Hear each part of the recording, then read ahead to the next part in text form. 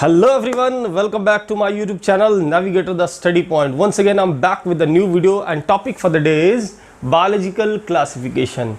And in this video we will be discuss about the last topic of this chapter, virus, viroid and lichen.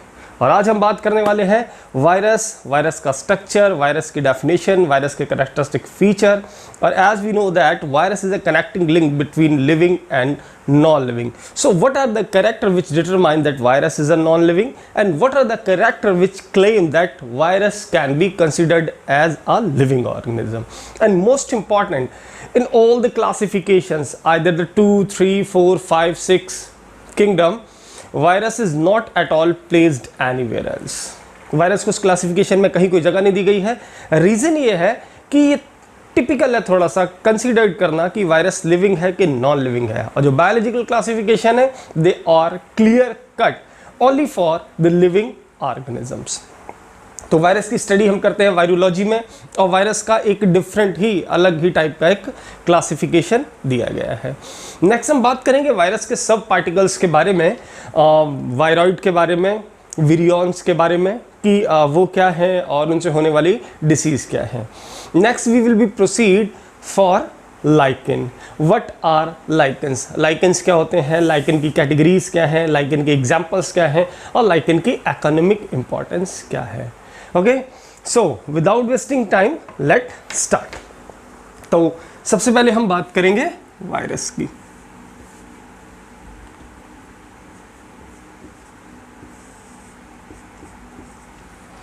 और आजकल एक बहुत ये hot और burning topic है कि वायरस क्या है और कैसे काम करता है, क्योंकि देखिए कोरोना वायरस चल रहा है. ओके, और कोरोना वायरस पे भी मैंने एक पीपीटी स्लाइड शो बनाया था कि व्हाट इज़ कोरोना वायरस, कैसे वो रेप्लिकेट करता है, क्या उसका स्ट्रक्चर है. और बहुत ज़्यादा लोग क्यूरियस हैं उसके बारे में जानने के लिए कि कौन सी वैक्सीनेशन बन रही है, क्या तैयारी चल रही है. So I have mention each and everything and moreover soon I will be release a video on corona virus. Fine. Next, तो वायरस की हम बात करते हैं. तो सबसे पहला हमारा जो टॉपिक है वायरस, हमें सबसे पहले डिफाइन करना है वायरस को. How can we define virus. Okay, so देखिए वायरस की डेफिनेशन में हम क्या लिख सकते हैं. इट इज अ माइन्यूट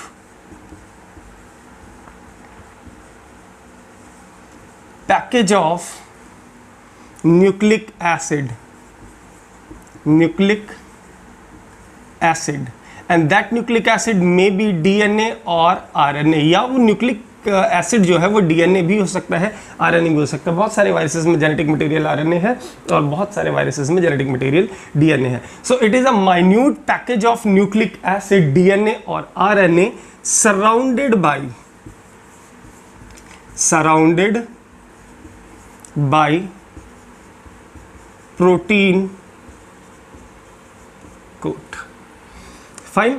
तो वायरस क्या हुआ, ये एक माइन्यूट पैकेज है और वायरस का स्ट्रक्चर देखिए कितना सिंपल है. ये सिर्फ दो ही चीज़ों के कॉम्बिनेशन से बना है. अगर हम इसका केमिकल कंपोजिशन देखते हैं तो प्रोटीन एंड न्यूक्लिक एसिड. जो न्यूक्लिक एसिड है वो अंदर की तरफ है और उसको चारों तरफ से प्रोटीन के एक कवर ने, या हम कह सकते हैं प्रोटीन की लेयर ने क्या कर रखा है, घेर रखा है. फाइन. नेक्स्ट, क्या कुछ और तरीके से भी हम इसको डिफाइन कर सकते हैं? बिल्कुल कर सकते हैं. तो देखिए एक डेफिनेशन ही हो गई. अब हम बात करते हैं नेक्स्ट डेफिनेशन की. तो नेक्स्ट डेफिनेशन में क्या सकते हैं हम, it is an obligate. Next definition है inter cellular obligate parasite. Intercellular obligate parasite eight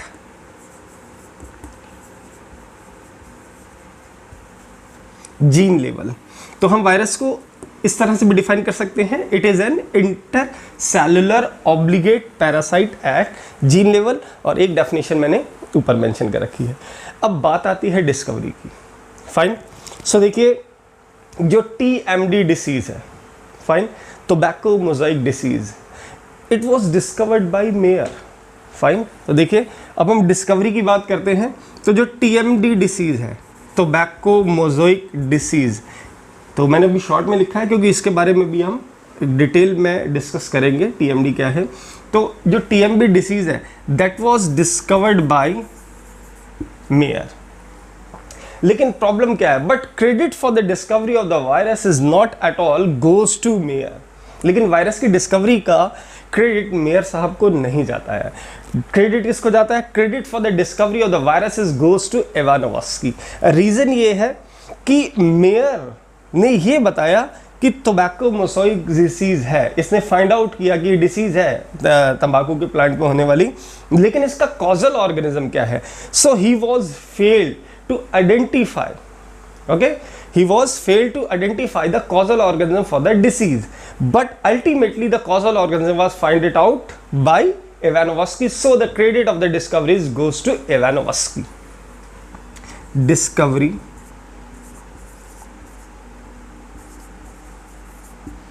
किसने की? Ivanovsky. Okay, so credit for the discovery of the virus is goes to Ivanovsky. Okay, next. So virus क्या है? एक statement और आपको बहुत सारी जगह पे देखने को मिलेगा, बहुत सारी बुक्स में है कि वायरस के बारे में हम एक स्टेटमेंट और कह सकते हैं, it is a connecting link. Connecting link, connecting link यानी कि दो के बीच में ऐसा ऑर्गेनिज्म दो अलग अलग ऑर्गेनिज्म से कैरेक्टर्स को शोज करता है। जैसे हमने बात की थी किसमें? प्रोकैरियोट्स में। Fine. So it is a connecting link between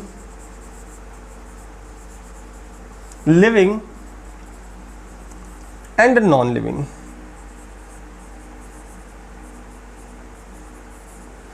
so it is a connecting link between living and non living.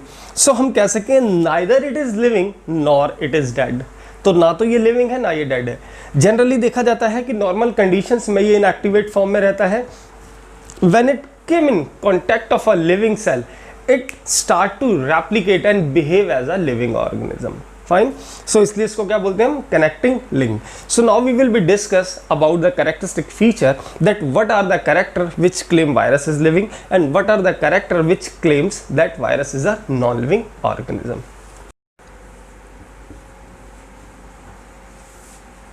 Okay, अब हम बात करते हैं the characteristic features which features claims that virus is a living organism and which feature claims that virus is a non-living। तो हम यहाँ पे एक छोटा सा मार्क कर देते हैं कैरेक्टर्स। तो ये वायरस के कैरेक्टर्स हो गए, characters. Fine. So what are the living character and what are the non living character? Living and non living. Fine. So देखिए, लिविंग कैरेक्टर्स की अगर हम बात करते हैं तो सबसे पहला लिविंग कैरेक्टर क्या हो सकता है? तो सबसे पहला जो हमारा लिविंग कैरेक्टर हो सकता है वो ये हो सकता है कि ये रेप्लिकेट करता है inside the cell. It replicate inside the cell. This is the first character which claim that virus is a living organism. It replicate inside the cell. Next, it causes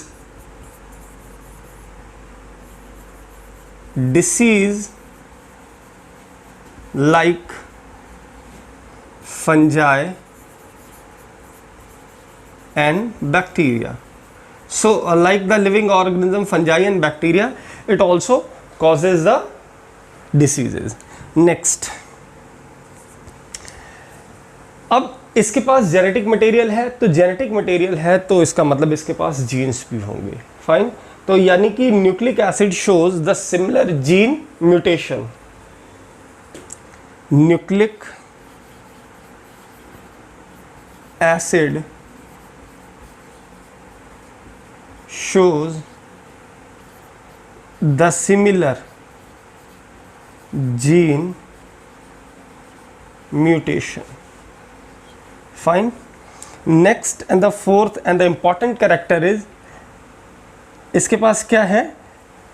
presence of nucleic acid, presence of nucleic acid. Fine. So these are the 4 different characters which claims that virus is. अगर हम इन characters को देखें तो हम कह सकते हैं कि वायरस एक लिविंग ऑर्गेनिज्म है, क्योंकि ये रेप्लिकेशन कर रहा है सेल के अंदर, और रेप्लिकेशन लिविंग ऑर्गेनिज्म होता है, डिसीज़ कॉज कर रहा है, और जिसका जेनेटिक मटेरियल है यानी कि न्यूक्लिक एसिड है, उसमें सिमिलर जीन म्यूटेशंस होते हैं दूसरे ऑर्गेनिजम्स की तरह, और न्यूक्लिक एसिड भी प्रेजेंट है. फाइन. अब हम बात करते हैं कि वो कौन से कैरेक्टर हैं जो ये क्लेम करते हैं कि virus is a non living organism. So पहला, it do not respire. Respiration नहीं होता इसमें. It do not respire. Fine. Next, do not have enzymes. और लिविंग ऑर्गेनिजम्स में एंजाइम का होना बहुत ज़रूरी है, और इसके पास क्या है, एंजाइम्स भी नहीं है. फाइन. नेक्स्ट आता है, it can B crystallise. It can B crystallised. इसका क्रिस्टलाइजेशन किया जा सकता है. और अगर क्रिस्टलाइजेशन की बात करें, the very first time scientist named WM Stanley, जिसने क्या किया था, वायरस के क्रिस्टल्स बना दिए थे. ठीक. तो पहली बार जो इसका क्रिस्टलाइजेशन था, क्रिस्टलाइजेशन किसने किया था, WM स्टैनले. फाइन. सो ये करेक्टर है हमारे, ये देखिए, do not Aspire, do not have enzyme system, and it can B crystallise. और क्रिस्टलाइजेशन पहली बार किसने किया, WM स्टैनले ने किया. उसके बाद नेक्स्ट आता है, प्रोटोप्लाज्म नहीं है, और it can be culture. Okay. Do not have protoplasm. और लास्ट वन है, it can be culture outside the cell. Fine. इसको कल्चर भी किया जा सकता है, प्रोटोप्लाज्म नहीं है, इसका क्रिस्टलाइजेशन पॉसिबल है, और WM स्टैनले ने क्रिस्टलाइजेशन करके भी दिखाया. And do not have enzyme system and do not respire. So these are characters which claim that virus is a non living organism. Fine. इसे मैं रब कर देता हूं. नेक्स्ट देखिए आता है हमारा एक स्टेटमेंट जिसे हम बोलते हैं contagium vivum fluidum. Contagium vivum fluidum, इसका मतलब क्या हुआ, इन्फेक्शियस या infectant fluid. Fine. Living fluid infectant. Okay. और ये जो स्टेटमेंट था, ये था बीजेरिंग का. ठीक. तो बीजेरिंग ने क्या कहा,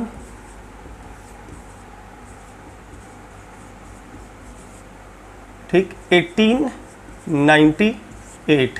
तो वायरस के बारे में इन्होंने क्या स्टेटमेंट दिया है, इन्होंने स्टेटमेंट दिया है contagium vivum fluidum.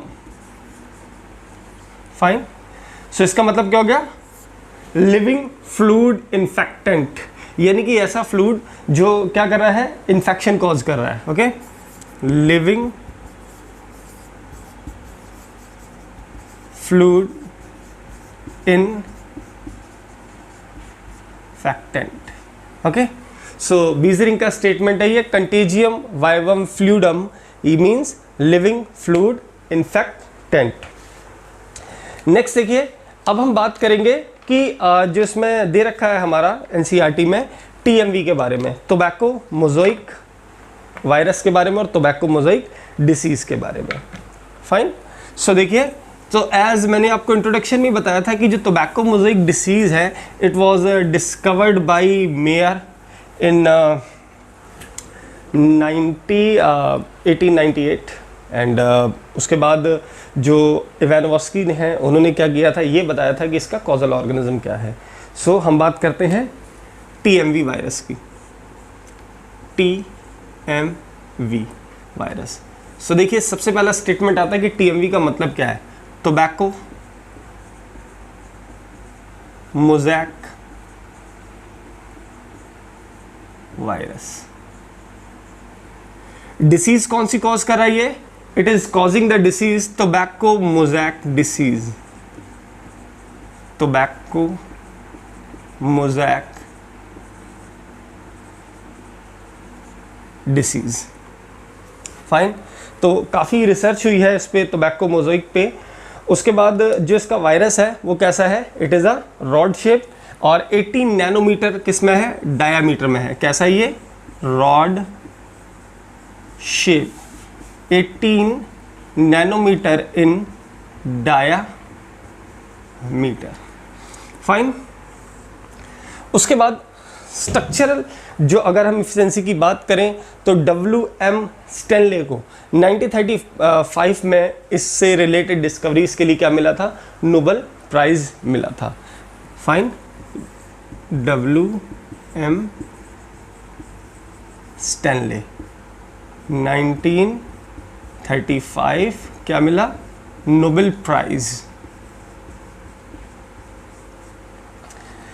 Next, so as I have already told you that कि जो वायरस का स्ट्रक्चर है वो कैसा है? बहुत सिंपल है। फाइन, लेकिन वायरस उतना ही ज़्यादा कॉम्प्लिकेटेड है। ओके, सो वायरस का स्ट्रक्चर सिंपल है। इसमें क्या है? सिंपली एक प्रोटीन का कोट है और जिसके अंदर क्या है? न्यूक्लिक एसिड है। तो केमिकल कंपोजिशन की हम बात करते हैं, कितने परसेंट प्रोटीन है और कितने परसेंट न्यूक्लिक एसिड है। तो केमिकल कंपोजिशन की हम बात करेंगे, केमिकल कंपोजिशन। तो केमिकल कंपोजिशन की बात करते हैं, एक तरफ आएगा प्रोटीन और दूसरी तरफ आएगा nucleic acid, nucleic acid. And I have already told you that in case of virus the nucleic acid may be DNA और RNA। और जो ज़्यादातर आपके प्लांट डिसीज़ कॉजिंग वायरसेस हैं उनमें जेनेटिक मटेरियल RNA है और दूसरे जो वायरसेस हैं उनमें DNA, mostly but not in all. Okay, so यहाँ पे न्यूक्लिक एसिड क्या है? RNA है, राइबो न्यूक्लिक एसिड। और हम जानते हैं ये सिंगल स्ट्रैंडेड होता है। अब बात करते हैं हम परसेंटेज की। So what is the percentage of protein and what is the percentage of RNA? तो प्रोटीन कितनी है? 94.5% है और यहाँ पे 5.5% जो है वो क्या है? RNA है। तो ये है हमारा जो वायरस है TMV, ये इसका क्या है? इसका केमिकल कंपोजिशन है। फाइन, उसके बाद जो प्रोटीन का कोट है जिसने क्या किया है? चारों तरफ से न्यूक्लिक एसिड को घेर रखा है। ये बहुत सारी छोटे छोटे सब यूनिट से मिलके बना होता है जिसे हम क्या बोल सकते हैं? कैप्सोमियर्स।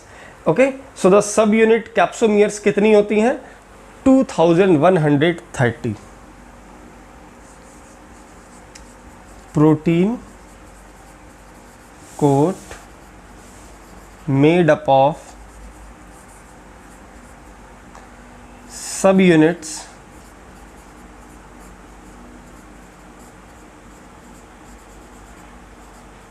कैप्सोमियर्स कितनी होंगी? 2130 कैप्सोमियर्स होगी। फाइन, इसके बाद जैसे ही आप NCERT में नेक्स्ट देखते हैं तो इसमें हमारा नेक्स्ट टॉपिक जो आता है वो आता है बैक्टीरियोफेज वायरस। फाइन, तो बैक्टीरियोफेज वायरस की हम बात कर लेते हैं। तो यहाँ पे मैं डाल देता हूँ बैक्टीरियोफेज वायरस, बैक्टीरियोफेज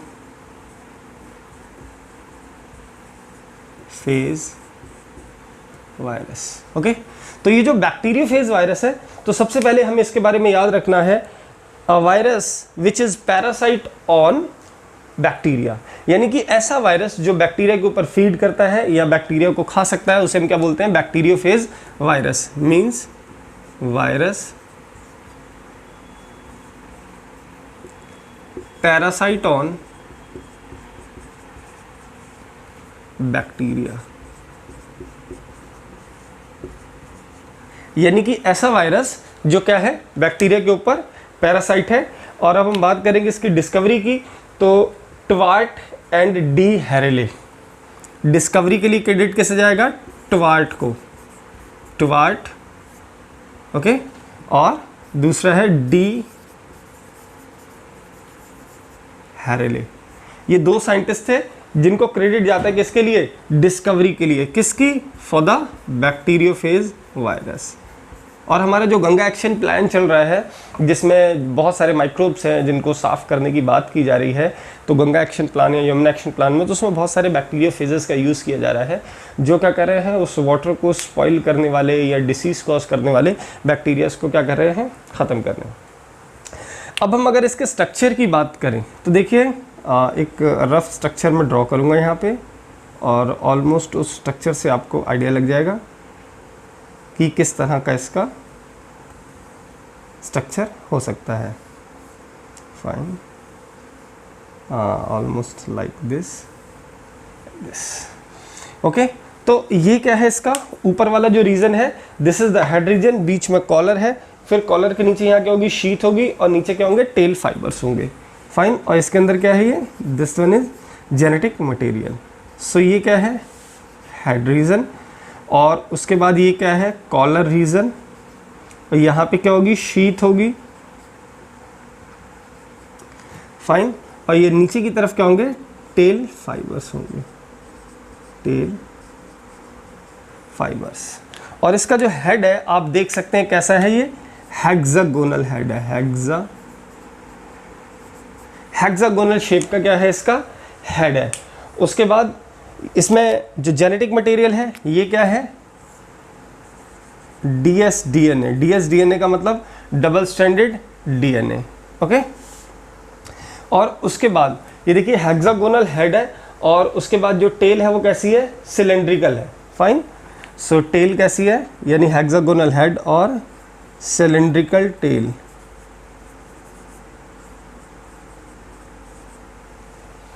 फाइन, सो ये था स्ट्रक्चर किसका, बैक्टीरियोफेज वायरस का। सो ओके, और इसके अलावा अगर हम कुछ और वायरसेस की बात करें जैसे एड्स का वायरस, तो हमारे सिलेबस में अभी इसको मेंशन नहीं किया गया है, बट इन क्लास 12th में जैसे ही आप नेक्स्ट ईयर प्रोसीड करेंगे तो एक चैप्टर आएगा हेल्थ एंड डिसीज़ वाला जिसमें एड्स वायरस के बारे में दिया गया है। लेकिन हम थोड़ा सा डिस्कस करते हैं एड्स के बारे में। सो एड्स का मतलब होता है acquired immuno deficiency syndrome. Fine, यानी कि हम इसे एक तरह का जेनेटिक डिसऑर्डर भी कह सकते हैं, और ये एक वायरल डिसीज़ है। फाइन, तो देखिए एड्स जो है एक्वायर्ड इम्यूनो डिफिशियंसी सिंड्रोम, इसे कॉज करने वाला जो वायरस है वो है HIV वायरस। HIV वायरस का मतलब होता है ह्यूमन इम्यूनो वायरस, जिसका जेनेटिक मटेरियल क्या है, RNA है। फाइन, जिसे हम क्या बोलते हैं, रेट्रोवायरस भी बोलते हैं। और इस वायरस को सेल के जब ये कांटेक्ट में आ जाता है तो जो सेल का जेनेटिक मटेरियल है या जो जेनेटिक मशीनरी है उसके टेक ओवर करने के लिए या उसको अपने कमांड में लेने के लिए इसकी मदद जो करता है वो करता है रिवर्स ट्रांसक्रिप्टेज एंजाइम। कौन सा एंजाइम है, रिवर्स ट्रांसक्रिप्टेज एंजाइम। तो रिवर्स ट्रांसक्रिप्टेज एंजाइम की मदद से ये क्या करता है, रिवर्स ट्रांसक्रिप्शन करता है, और जिससे ये क्या करता है कि पूरे के पूरे जेनेटिक मटेरियल को क्या कर देता है, करप्ट कर देता है या उसको वायरुलेंट कर देता है। फाइन, सो नेक्स्ट जैसे बैक्टीरियोफेज है इसी से एक मिलता जुलता टर्म आता है हमारा साइनोफेज। ओके, साइनोफेज भी आएगा, माइकोफेज भी आएगा, and we must came to know about these words. Cyanophage क्या है और माइकोफेज क्या है।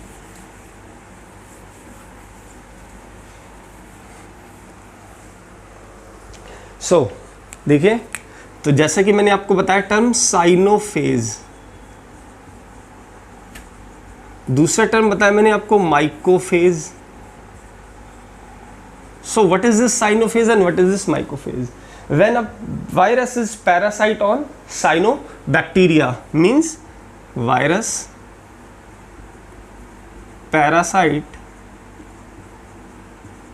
On BGA, blue green algae कह सकते हैं या साइनोबैक्टीरिया कह सकते हैं। तो इस तरह के वायरसेस को हम साइनोफेज कहते हैं। माइकोफेज का मतलब क्या होगा, सेम डेफिनेशन है लेकिन होस्ट चेंज हो जाएगा, virus parasite on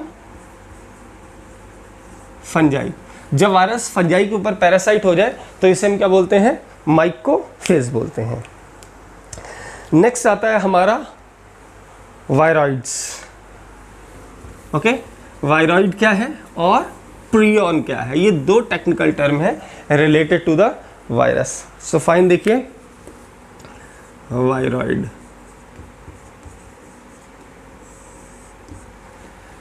so viroid क्या है? आरएनए विदाउट कैप्सिड, मीन्स कि नेक्ड आरएनए, यानी कि ऐसा आरएनए जो क्या करता है? इन्फेक्शन कॉज करता है।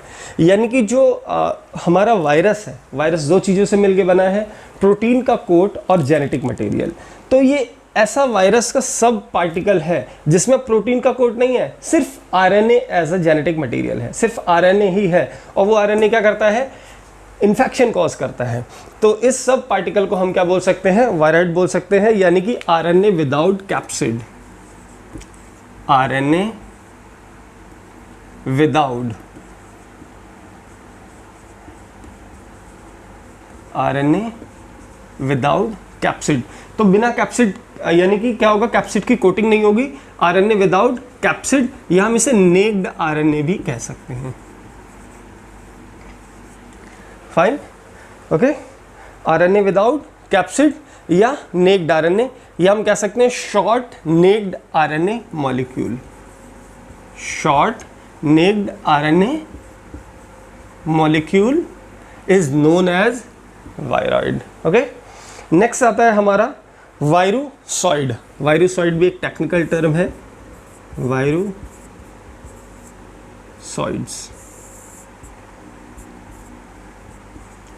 फाइन, तो हमें बात करनी वायरोसॉइड की। It is a sub viral particle and can not replicate themselves, sub viral particle and cannot replicate themselves. Fine. Sub viral particle and cannot replicate themselves is known as virusoid. Next आता है हमारा prion. So देखते हैं prion क्या है. Fine. So proteinaceous infectious particle. अभी हमने बात की थी कि यहाँ पे कैप्सिड नहीं है, यानी कि प्रोटीन की कोटिंग नहीं है, सिर्फ शॉर्ट नेक्ड आरएनए मॉलिक्यूल है जो इन्फेक्शन कॉज कर रहा है। लेकिन प्रियॉन के केस में जो प्रोटीनेशियस शीथ है चारों तरफ, वो कैसी है? इन्फेक्शियस है। तो हम कह सकते हैं proteinaceous infectious particle, proteinaceous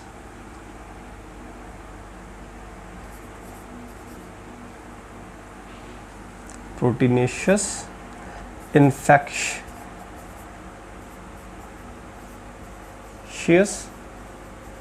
particle. Fine. तो proteinaceous infectious particle is known as prion. D.J. Gajdusky, D.J. Gajdusky.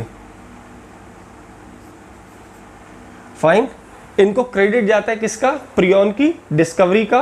और 1976 में इन्होंने डिस्कवर किया था, जिसके लिए इनको क्या मिला था? Nobel prize. Fine, okay. So कुछ डिसीज है, जैसे स्क्रैपी शीप हो गई, scrapie in goat and sheep हो गई, मैड काउ डिसीज हो गई, कुरू डिसीज हो गई। फाइन, सो डिसीज देखिए कौन कौन सी कॉज कर रही है डिसीजेज।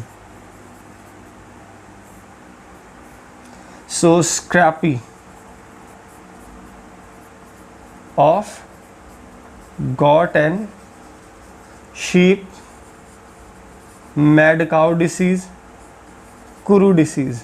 और कुरू डिसीज को हम क्या बोलते हैं? Laughing death. Fine, so these are the diseases which are caused by prions. Proteinaceous infectious particle है ये, और डीजे गैजेडुस्की ने इसको डिस्कवर किया 1976 में, and diseases are as we have already mention on the board. So ये डिसीजेज थी किसकी? जो हमारा प्रियॉन है उसकी। Fine, so next, so this is all about the virus. तो ये वायरस की हमने बात की, वायरस के सब पार्टिकल्स की बात की, और इसी में अब हमारा लास्ट टॉपिक है इस चैप्टर का, वो है लाइकेन। अब हम बात करते हैं लाइकेन की।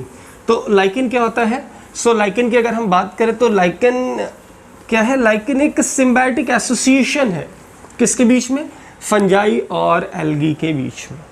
फाइन, सो देखिए लाइकेन, लाइकेंस। सो लाइकेंस की अगर हम बात करें तो लाइकेन क्या है, सिम्बायोटिक एसोसिएशन। लाइकेन क्या है, symbiotic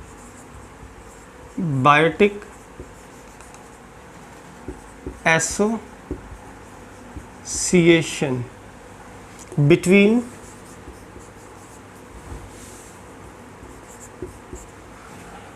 between mycobiont and phycobiont, between mycobiont and phycobiont।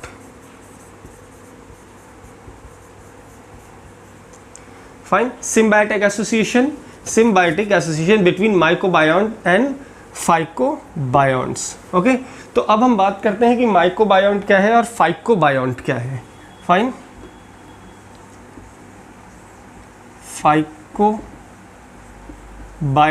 और mycobionts।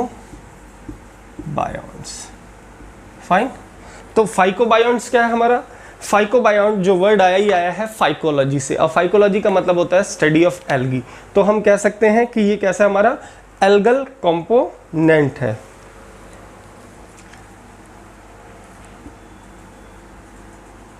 Algal component.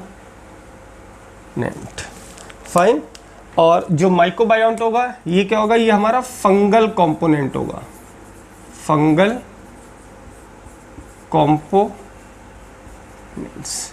फाइन, अब इसका काम क्या है, अब सिम्बायोटिक एसोसिएशन हम समझ लेते हैं क्या है, क्योंकि हमने डेफिनेशन में इस टेक्निकल टर्म का यूज किया है सिम्बायोटिक एसोसिएशन। तो देखिए सिम्बायोटिक एसोसिएशन यानी मीन सिम्बायोसिस।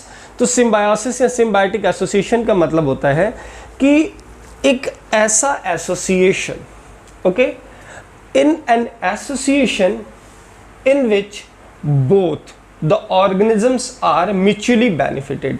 एक ऐसा एसोसिएशन जिसमें दो ऑर्गेनिज्म है और दोनों आपस में एक दूसरे के साथ एसोसिएटेड है, but both are equally benefited या बोथ आर म्यूचुअली बेनिफिटेड। तो ऐसे एसोसिएशन को हम क्या बोलते हैं, सिम्बायोटिक एसोसिएशन, जो कि हमें देखने को मिलता है किसमें, लाइकेन में। और एसोसिएशन किसका है, फाइकोबायोंट और माइकोबायोंट का, यानी कि फंजाई का और एल्गी का।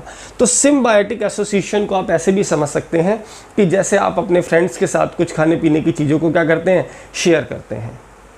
फाइन, और जैसे सपोज दैट कोई भी एक फूड आइटम्स जो है आपने उसको प्रिपेयर करने के लिए अपने फ्रेंड्स के साथ कंट्रीब्यूट किया, तो आप कुछ पोर्शन उसका आप ले गए और कुछ पोर्शन वो ले आया, तो दोनों ने मिलकर क्या किया, एक डिश को तैयार कर लिया और उसको क्या किया, म्यूचुअली आपस में बराबर बराबर डिस्ट्रीब्यूट कर लिया। तो दो लोगों ने पार्टिसिपेट किया और दोनों का कैसा है, इक्वल बेनिफिट है। फाइन, अब फंजाई का काम क्या है, तो फंजाई से एल्गी को क्या प्रॉफिट है और एल्गी से फंजाई को क्या बेनिफिट है। तो देखिए एल्गी जो है, एल्गी क्या करेगी, हम जानते हैं कि एल्गी कैसी है, फोटोसिंथेटिक है। तो ये क्या करेगी, फोटोसिंथेसिस करेगी और फूड प्रिपेयर करेगी, बिकॉज फंजाई कैसी है, ए क्लोरोफिलस है, नॉन फोटोसिंथेटिक ऑर्गेनिज्म है और ये फोटोसिंथेसिस नहीं कर सकती, it can not synthesize it in food. Fine, so देखिए एल्गी क्या करेगी, फोटोसिंथेसिस करेगी, फोटोसिंथेसिस,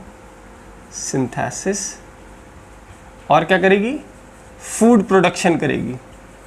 फूड का क्या होगा, प्रोडक्शन होगा, और वो जो फूड का प्रोडक्शन होगा उस फूड को कंज्यूम करेगी कौन, फंजाई।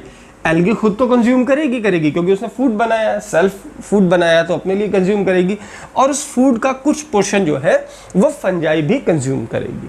फाइन, तो फूड किसने बनाया, एल्गी ने, कंज्यूम कौन कर रहा है, दोनों। फाइन, अब बारी आती है माइकोबायोंट यानी कि फंगल कंपोनेंट। ये क्या करेगा, ये एब्जॉर्प्शन करेगा किसका, water and minerals.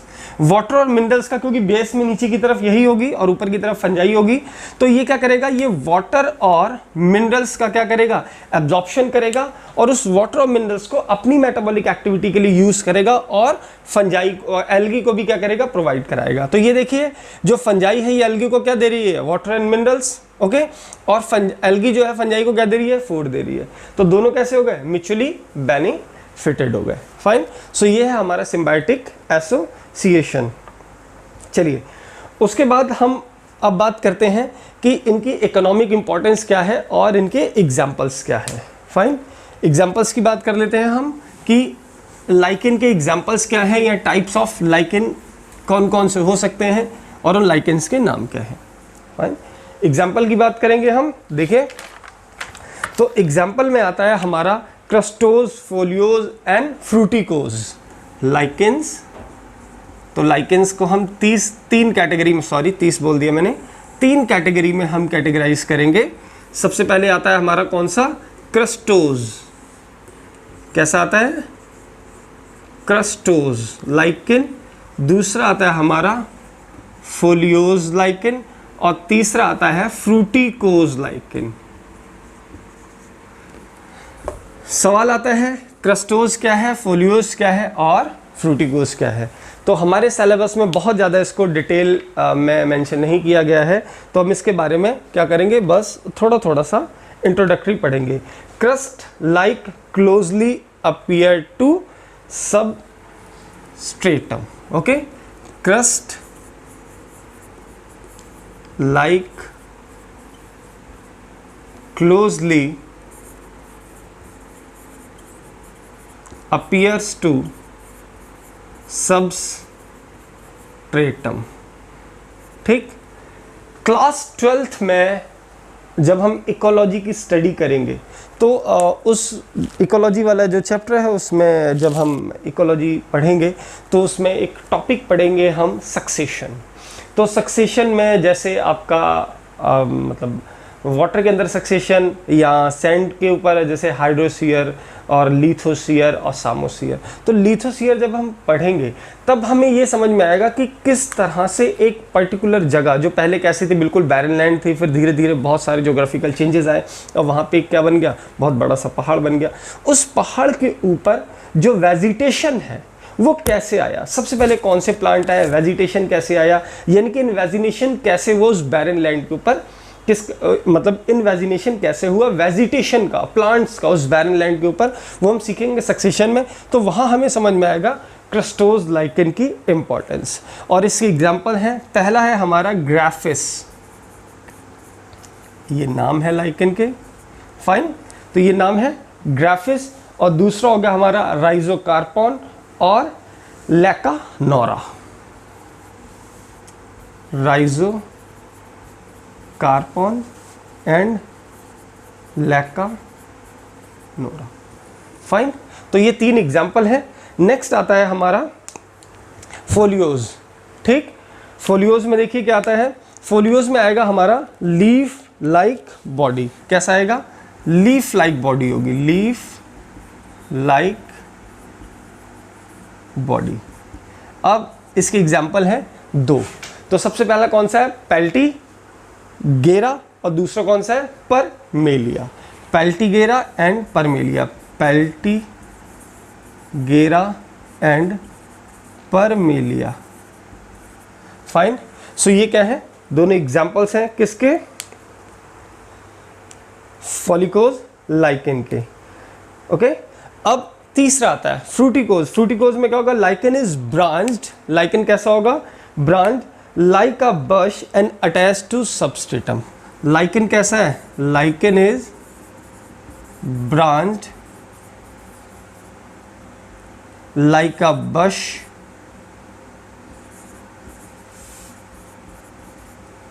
attached to substratum। फाइन, सो लाइकेन कैसा है, लाइकेन ब्रांच्ड है और कैसा है, बश लाइक है and attach to substratum. Example आता है इसका क्लेडोनिया, असनिया और एवर्निया। क्लैडोनिया। एग्जाम्पल्स क्या आते हैं इसके? क्लैडोनिया, क्लैडोनिया, असनिया and अवर्निया। So these are the 3 examples of fruticose. Fine. So ये देखिए, ये 3 एग्जाम्पल है हमारे किसके? क्रस्टोज के। 2 एग्जाम्पल है हमारे किसके? फोलियोज के। और ये 3 एग्जाम्पल जो है हमारे किसके हैं? फ्रूटिकोज के। ओके, जैसे हमारा क्लैडोनिया है तो क्लैडोनिया रेग्निफेरा। तो क्लैडोनिया रेग्निफेरा का जो कॉमन नाम है वो है रेंडियर मॉस। सो कई जगह पे इस तरह से क्वेश्चन भी पूछा जाता है कॉमन नाम से, तो हमें मॉस का जब नाम आए तो कंफ्यूज नहीं होना। उधर जो हम प्लांट वाले में, प्लांट के केस में स्टडी करते हैं, हम पढ़ते हैं ना एल्गी, मॉस, फर्न, तो वहाँ कंफ्यूज नहीं होना है। क्लैडोनिया, इसे हम क्या बोलते हैं? Reindeer moss. तो क्लैडोनिया रेग्निफेरा क्या है? रेंडियर मॉस है इसका कॉमन नेम। और ये क्या है? ये लाइकेन है, नॉट अ मॉस। ओके, उसके बाद आता है आपका कर्टारिया आइलैंडिका। ओके, कर्टारिया इंडिलाइका। ओके, ये क्या है? ये आपका आइलैंड मॉस है, लेकिन ये भी मॉस नहीं है, ये क्या है? लाइकेन है। अगर हम इकोनॉमिक इंपॉर्टेंस की बात करें तो सबसे पहली इकोनॉमिक इंपॉर्टेंस जो है वो हमारी आती है कि these are very sensitive to pollution. Fine, ये पॉल्यूशन के लिए बहुत सेंसिटिव होते हैं, और ऐसा पॉल्यूशन जिसमें SO2 का कंपोनेंट ज़्यादा हो, सल्फर के कंपोनेंट ज़्यादा हो, उनके लिए बहुत सेंसिटिव होते हैं। और ऐसी जगह पे लाइकेन नहीं हो सकता, ये इमिडिएटली क्या हो जाएंगे? डाई हो जाएंगे, मर जाएंगे। तो they are a best indicator of pollutant. Okay, उसके बाद जैसे लिटमस पेपर है, तो लिटमस पेपर अब बहुत सारे आने लगे हैं, सिंथेटिक आने लगे हैं, जिससे कारण हम पीएच को डिटरमाइन करते हैं। लेकिन जब लिटमस पेपर नहीं था तो लाइकेन की मदद से क्या करते थे? हम किसी भी ऑर्गेनिक सॉल्यूशन का पीएच कंसीडर करते थे। कुछ ऐसे और भी ऑर्गेनिक कंपाउंड्स हैं जो लाइकेन से हमें ऑब्टेन होते हैं, जिनसे हम क्या करते हैं? कलर्स बना सकते हैं, डाई बना सकते हैं, और कुछ मेडिसिनल वैल्यूज़ भी हैं लाइकेन की। Fine, so this is all for the day. I hope you like this video and I try to explain each and everything. कोशिश की कि इसमें सारी चीज़ों को मेंशन किया जाए। जैसे लाइकेन का एक छोटा सा टॉपिक था, इसको भी हमने कोशिश की अपने स्तर पे एलैबोरेट करने की। So I hope you like this video and please don't forget to subscribe my channel. Like करिए, और आपको कुछ अच्छा लगा हो तो कमेंट करिए, अगर कुछ पसंद ना आया तो भी कमेंट करिए, and I will improve in the next video। और कुछ भी informative confusion हो so you can comment in box। और प्लीज़ सब्सक्राइब करिएगा, बेल आइकन दबाइएगा, और बहुत जल्दी आऊँगा मैं नेक्स्ट चैप्टर का नेक्स्ट वीडियो लेके। Thank you.